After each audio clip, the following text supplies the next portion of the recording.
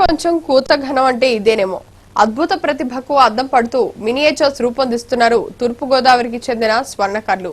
కళ్లు చెదిరే కళాఖండాలతో ఔరా అనిపించి రికార్డుల మీద రికార్డులు బదులు కొడుతోన్న కళాకారులపై స్పెషల్ ఫోకస్.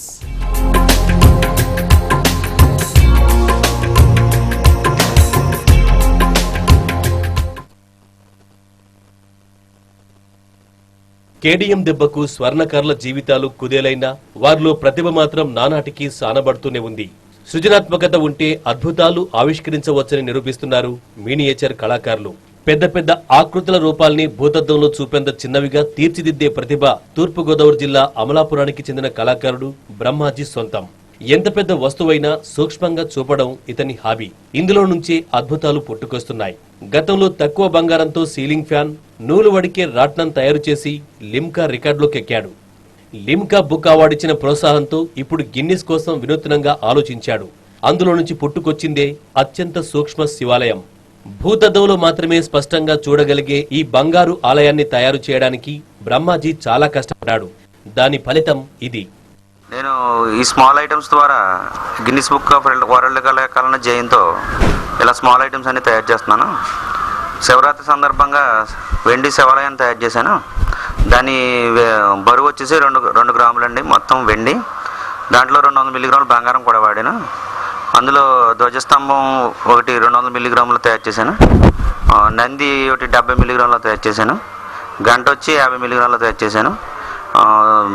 మందిరం లోపల శివలింగాన్ని వచ్చి 5 మిల్లీగ్రాములు తయారు చేశాను. గంట కూడా సేమ్ ఆలయంలో గంటలాగా మూమెంట్ ఉంటుంది.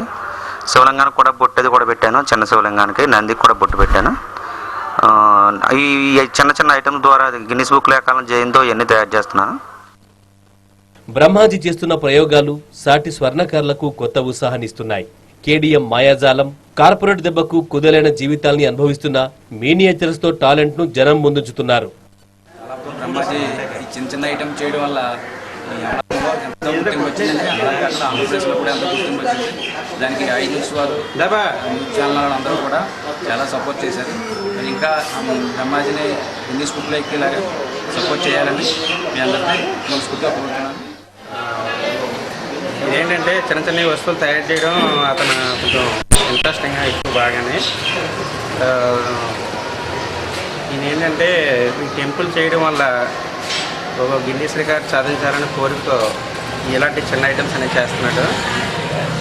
మీడియా అందరూ కూడా దీన్ని ఎంకరేజ్ చేసి వాళ్ళకి బాగా ప్రోత్సాహాన్ని ఇవ్వాలని చెప్పి మినియేచర్స్ తో అద్భుతాలు చేస్తున్న బ్రహ్మాజీ తన పనితనం ప్రపంచానికి చాటాలని భావిస్తున్నాడు.